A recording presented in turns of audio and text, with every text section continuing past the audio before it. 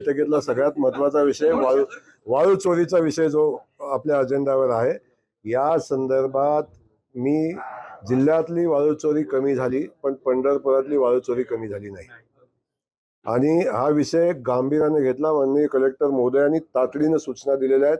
मी सूचना दिलेल्या आहेत संबंधित DYSP, संबंधित प्रांत, संबंधित तहसीलदार, ही व्यवस्थेतला कुठला तरी एक माणूस जर वाळू चोरांच्या सोबत नसेल तर वाळू चोरी होऊ शकत नाही। ज्या दिवशी पोलीस प्रशासन आणि महसूल प्रशासन वाळू बंद करायचा निर्णय घेईल त्या दिवशी 100% बंद होईल।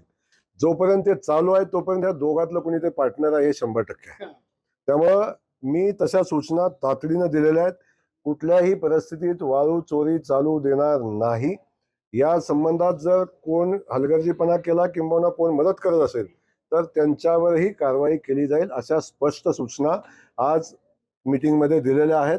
सन्माननीय कलेक्टर महोदयांनी त्या संदर्भात तशा सूचना दिलेल्या आहेत आणि 100% वाळूची चोरी थांबवण्याचा आमचा प्रयत्न आहे।